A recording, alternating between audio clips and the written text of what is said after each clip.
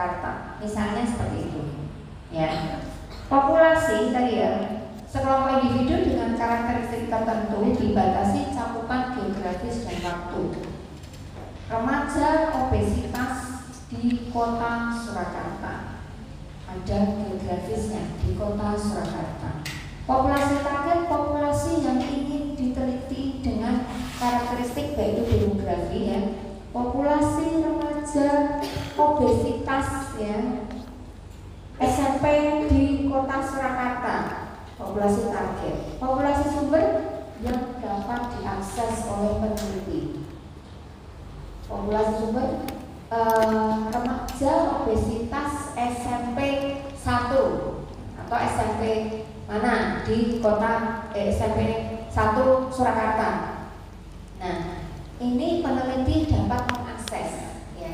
Kalau tadi misalnya remaja obesitas di kota Surakarta, terus penelitinya gimana? Mau mengakses datanya angel, ya enggak?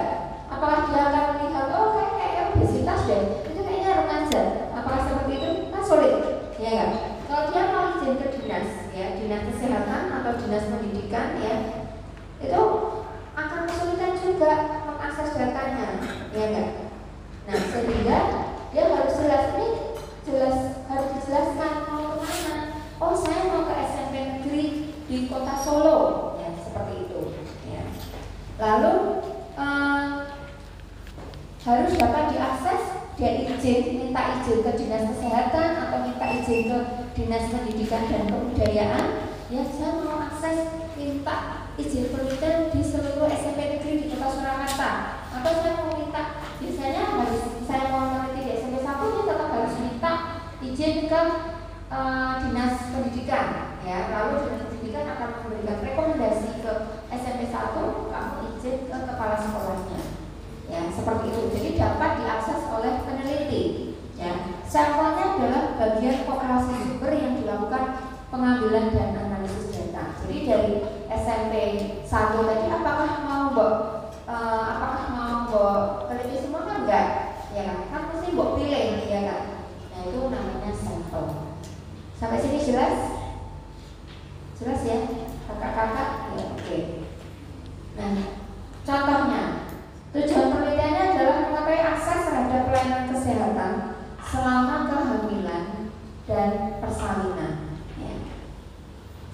Populasi target ibu yang pernah melahirkan, populasi sumber ibu yang pernah melahirkan yang bisa diakses oleh peneliti, misalnya wanita hamil yang tinggal di kota Solo, itu akeh banget loh.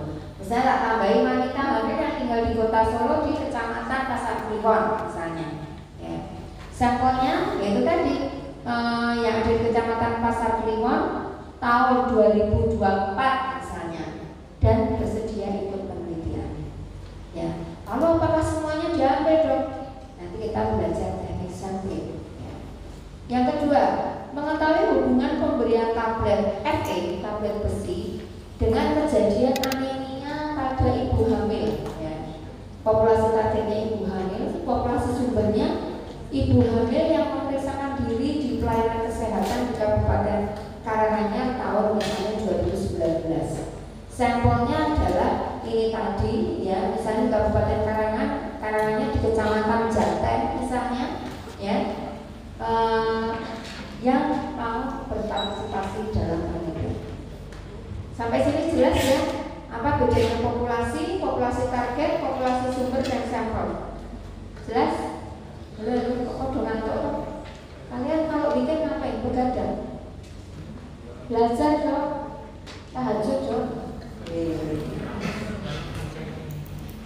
Jelas ya? Mas? Ya. Mas. Baju hitam, jajaran ini jelas kan? Kamu lagi ngapain itu? Enggak arisan.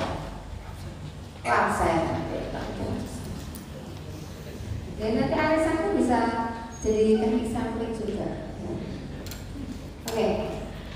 Teknik sampel adalah proses mengambil sampel dari populasi target. Teknik sampelnya harus baik untuk menghindari selection bias. Saya misalnya mau meneliti tentang tingkat stres pada mahasiswa FKWNS,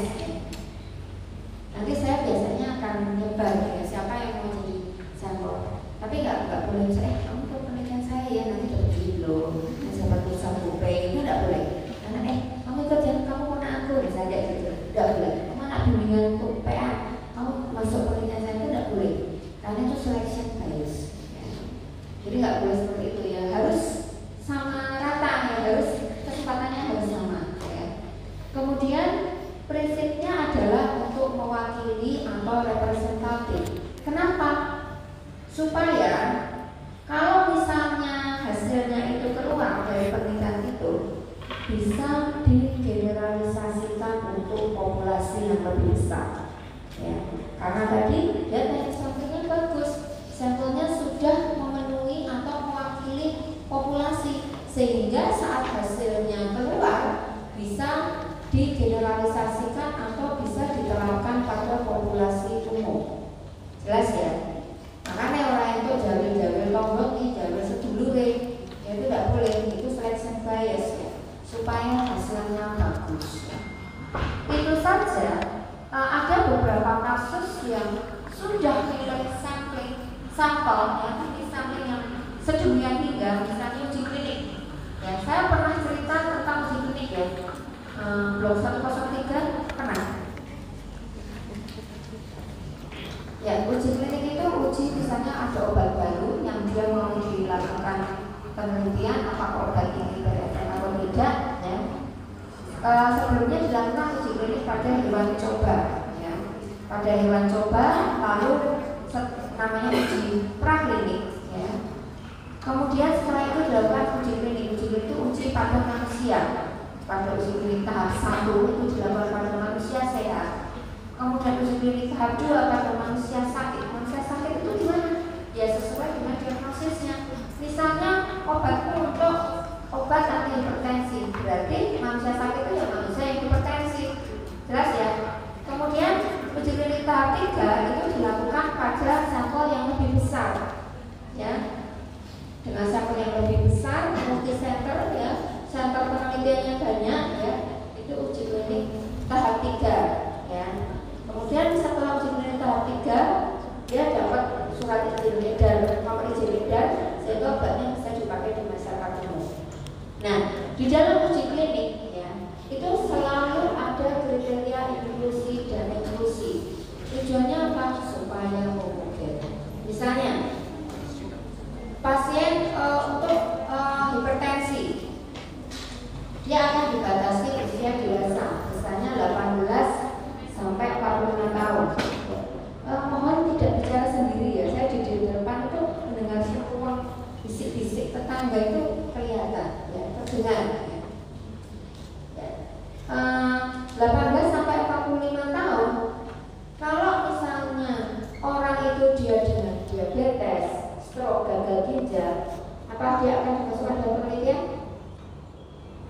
Menurutmu gimana? Masuk nggak?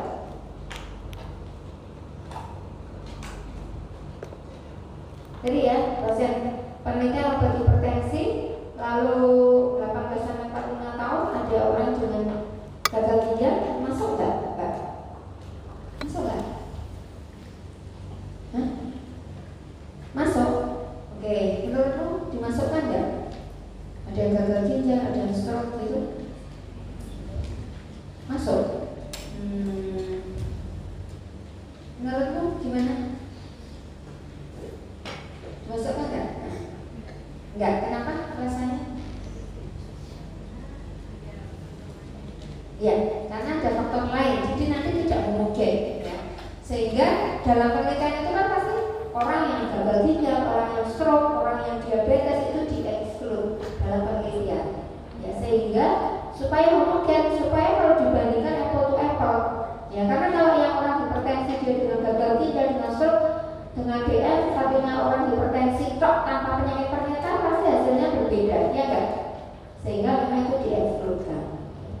Tapi pada kenyataannya, kalau obat itu sudah beredar di masyarakat, kan yang pakai nggak cuma orang-orang yang di dalam uji klinik itu, ya nggak? Orang dengan gagal ginjal, orang dengan stroke, DM dan lain-lain juga akan pakai obat itu, ya nggak? Sehingga jadi tidak mewakili populasi. Padahal sudah memilih sampel dengan sedemikian hingga ternyata tetap ada populasi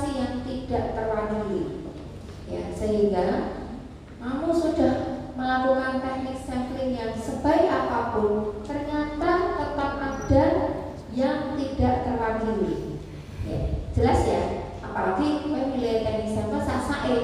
Ya, itu nanti hasilnya tidak bisa digeneralisasikan untuk populasi yang lebih luas. Jelas, adik-adik? Halo? Apa udah ngantuk? Oke, ya. Kemudian, kenapa kok kita pilih sampling? Ya, karena menghemat sumber daya. Bayangkan, kalau misalnya tadi meneliti remaja obesitas di SMP negeri di kota Surakarta, SMP jumlahnya berapa? Saya nggak tahu. Misalnya SMA negeri di kota Surakarta, SMA negeri di kota Surakarta sekarang ada 9, SMA negeri 1 sampai 9. Ya, kalau kamu ambil semua sampelnya, kamu mabuk. Misalnya kayak SMA 1 itu ada berapa? Jadi dari kelas 11 SMA 1 itu satu angkatan 400, kalau 3 angkatan berarti 1200 ya. Itu baru SMA 1, belum SMA 2 sampai 9. Kalau kamu nggak melakukan sampling, kamu akan mabuk, ya enggak? Semuanya mau ambil. Terus apa? Kamu capek, waktunya habis, ya enggak? Terus biayanya membengkak, ya enggak? Ya kamu harus naik motor ke sana, terus belum kalau penelitian itu apa? Untuk kasih bolpen atau untuk kasih permen atau apa ya? Itu kan berarti biayanya lebih banyak, ya enggak? Nah makanya dilakukan sampling, ya gitu. Semakin besar jumlah subjek penelitian, mengandung peluang terjadi masalah dalam pengolahan subjek yang makin besar. Oke, tadi sudah diajarkan oleh Dr. Fitri. Nah, sekarang teknik sampling ini menentukan banyak sampel dan pemilihan ya. Dan yang penting adalah representatif untuk populasinya baik jumlah maupun karakteristiknya. Ya. Yang representatif dipengaruhi oleh homogenitas populasi. Jadi harus homogen ya. Tadi ya, misalnya misalnya kayak hipertensi tadi harus homogen ya, hipertensi yang tanpa penyakit komorbid ya.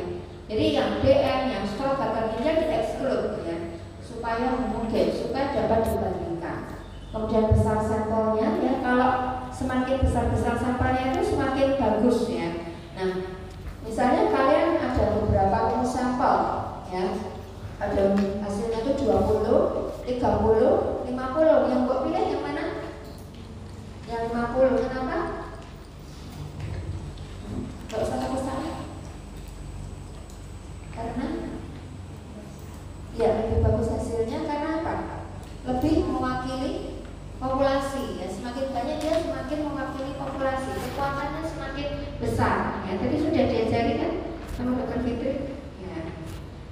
Nah kemudian banyaknya karakter subjek yang akan diteliti ya. Misalnya gini, misalnya meneliti tadi ya, siswa di SMA di kota Surakarta terkait dengan obesitas. Yang kok teliti parameternya apa? Obesitas, berarti tinggi badan, berat badan, terus apa lagi?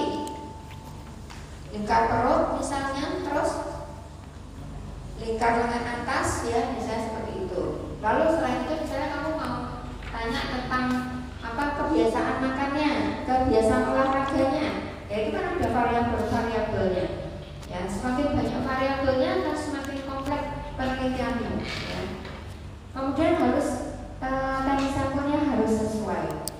Nah, sekarang kita menuju ke teknik sampling. Ada probability dan ada non probability. Probability sampling adalah semua individu yang terpilih dalam sampel yang menjadi sampel atau menjadi subjek penelitian mempunyai kesempatan yang sama. Kalau non probability kesempatannya berbeda. Ya. Probability sampling ada simple random sampling yang pertama. Misalnya tadi mau meneliti kejadian obesitas di SMA negeri di kota Surakarta.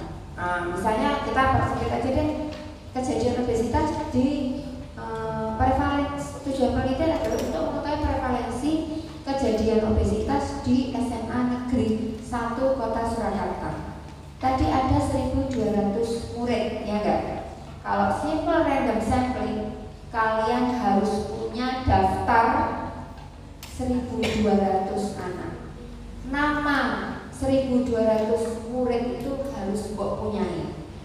Lalu gimana dok? Dari 1.200 itu mbok pilih. Milihnya gimana? oh ini sedulurku, ini sepupuku gitu, tidak boleh. Ya. Caranya harus di random. Dengan cara apa?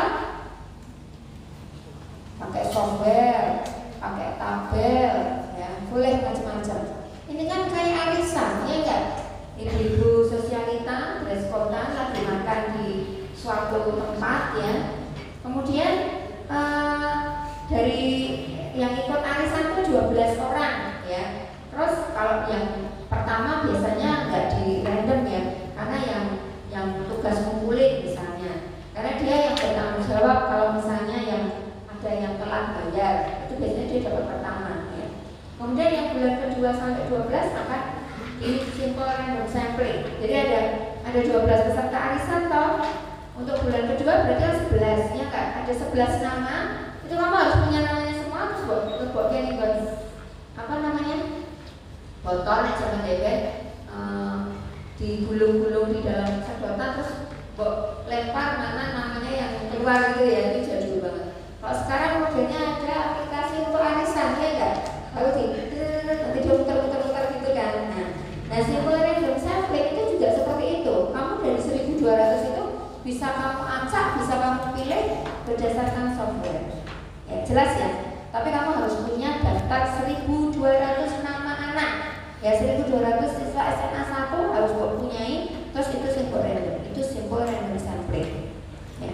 Kemudian yang kedua adalah cluster random sampling. Anak SMA 1 tadi ada 1.200, 400 siswa kelas 1, 400 siswa kelas 2, 400 siswa kelas 3. Misalnya kamu cluster, ada cluster 1, cluster kelas 2, cluster kelas 3. Saya pilih cluster kelas 1, ya kan?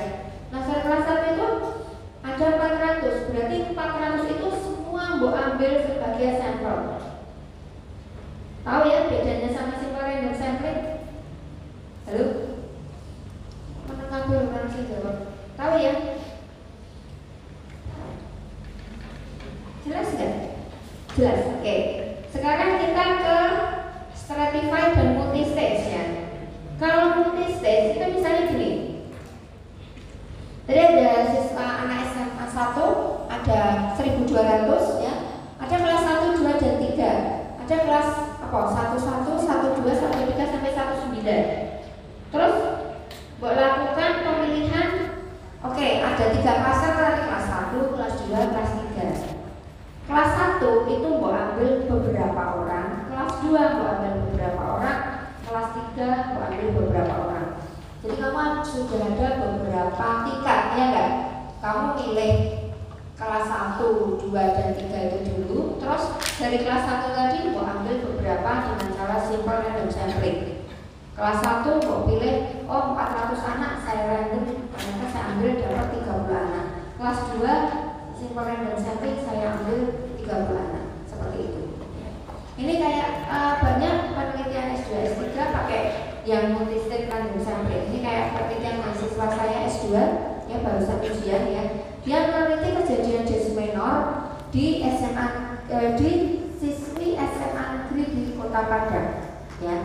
Jadi dia memberikan edukasi, ya, anak S2 gizi. Jadi dia memberikan edukasi satu kelompok diberikan perlakuan dengan penyuluhan, yaitu kelompok kontrol, ya. Yang kelompok intervensi penyuluhan juga pakai PowerPoint dan membuat komik digital.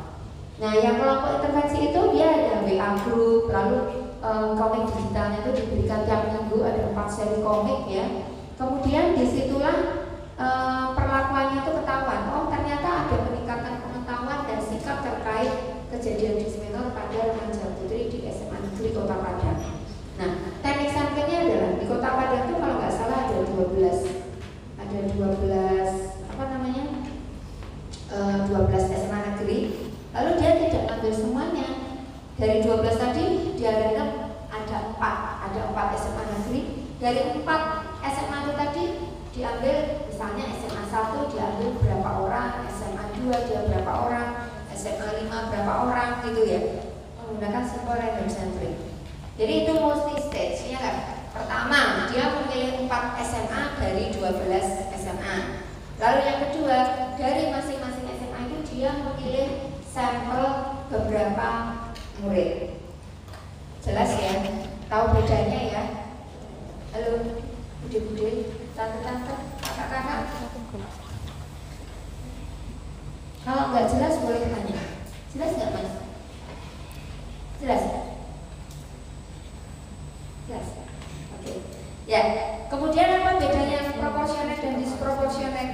Misalnya ya, dia mau meneliti ini kejadian dismenor pada anak SMA di Kota Padang, membandingkan antara yang swasta dengan yang negeri. Yang swasta itu ternyata jumlahnya di Padang itu cuma 3, yang negeri jumlahnya 12. Ya, berarti 1:4, ya enggak? Yang swasta 1, 3:12 kan 1:4. Nah, dia berarti memilih sampelnya. Kalau yang proporsionate, berarti dia milih yang swasta tadi, misalnya jumlah sampelnya misalnya 120 ya. Berarti yang misalnya berarti 1:4 ya. Jumlah sampelnya misalnya 100. Berarti yang SMA swasta tadi dia 25, yang SMA 20, yang kan 1, yang negeri 4, misalnya 20 kali 4 berarti 80. Itu 1:4 ya, karena proporsionate. Yang disproportionate dia nggak mikir negeri sama swastanya, terus pokoknya saya tak pilih lalu tak random seperti itu. Jelas ya? Tahu bedanya? Halo ya, oke. Ya. Lalu kalau probability sampling, dia itu kalau ini kan tadi semua mendapat kesempatan yang sama. Kalau probability enggak, ya purposive. Jadi dia peneliti akan memilih sesuai dengan kriteria yang masuk, ya. Misalnya penelitian tentang kanker prostat, angel, ya. Ya sudah, yang sudah masuk kriteria kanker prostat ya langsung dimasukkan jadi penelitian. Kalau snowball gimana? Snowball itu biasanya individunya atau diagnosisnya itu peneliti sulit untuk mengetahui. Misalnya, saya meneliti prevalensi merokok pada mahasiswa FK, ya. Misalnya, dilalah Mas ini merokok misalnya, lalu kamu tolong dong ngomong ke temanmu ya yang merokok untuk ikut penelitian ini. Jadi dia yang akan memberitahukan ke temannya. Biasanya isu-isunya sensitif, saya merokok terus HIV ya pada laki-laki suka laki-laki misalnya seperti itu kan sensitif ya. Itu penelitian, ada penelitian mahasiswa bimbingan saya S3 itu tentang pada HIV ya, pada laki-laki suka laki-laki, dia pakainya snowball. Jadi lalu gimana nih cari sampel? Ya dok, saya ke komunitas lalu saya minta mereka untuk cari temennya ya, itu jadi ngasih tahu itu snowball sampling. Kemudian kalau convenience sampling itu misalnya gini, misalnya misalnya mau penelitian tentang tingkat stres mahasiswa FK saat pandemi COVID. Nah, lalu diberikan Google Form di angkatan 2023. Yang ngisi Google Form harus itu yang menjadi sampelnya. Itu convenience sampling. Jelas ya?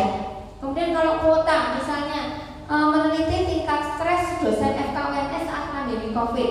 Dosen itu kan ada yang S2, ada yang sudah S3. Lalu untuk memenuhi kuota saya mau S2-nya 50 orang, S3-nya 50 orang. Nah ini S2 yang isi sudah 50, tapi S3 apa yang isi baru 10. Saya harus Google Form-nya harus saya sebarkan lagi sampai 50 orang tercapai yang S3 supaya memenuhi kuota. Jelas ya? Oke. Ya. Ini kita bisa, nanti adik-adik bisa melihat di sini ya. Ini bisa internet. Oke.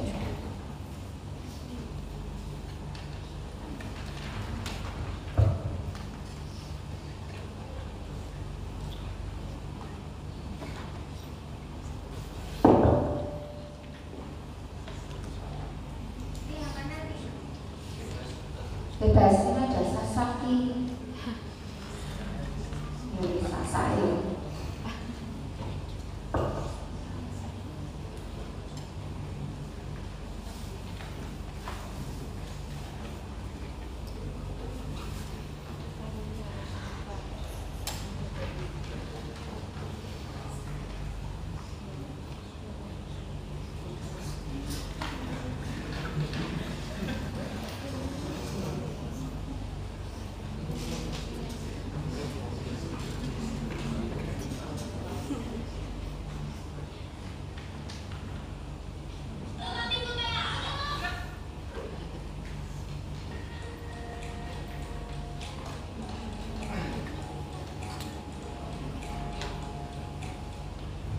Ya, nanti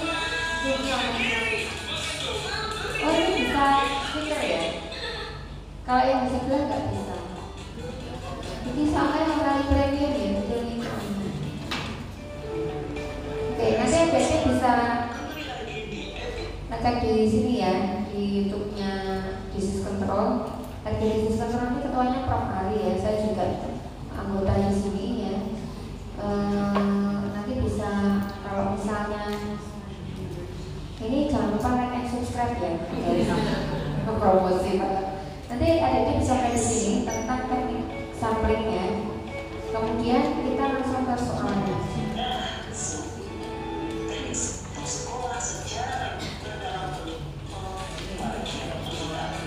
Ya ini ya.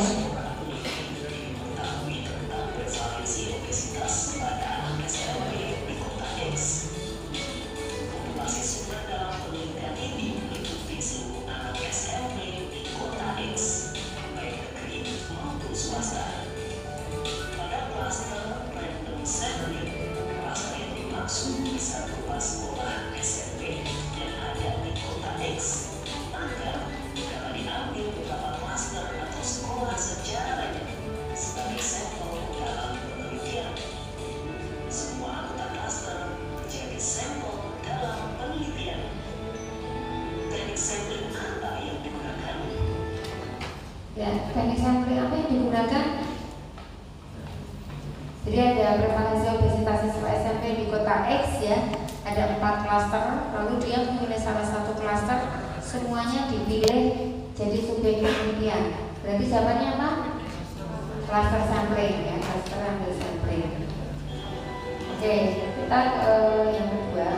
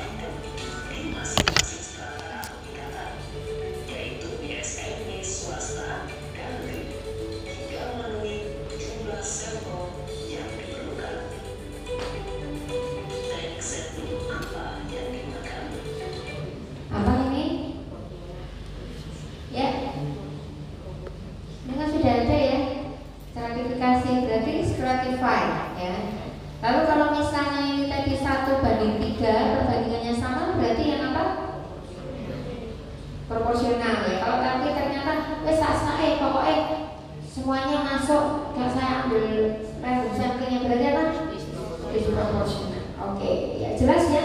Nanti ini bisa dilihat ya, di sini ada bermacam-macam video yang nanti adik-adik bisa, yang untuk ini ada prevalensi, insidensi, teknik sampling dan macam-macam. Kalau yang maksudnya sama ini ada juga tentang systematic review ya, kalau mau belajar tentang systematic review. Contoh Oke, ada yang mau ditanyakan? Nah, di sini uji S2 jadi kuliahnya lebih selesai. Ada yang mau ditanyakan? Jelas? Oke, jelas ya? Kan tadi ada 4 SMP. Halo, Mbak. Jumlahnya sama gitu, semuanya semuanya sama. Jelas ya? Kalau disproporsionate Ya, 4 kamu SMP nyangka itu apa?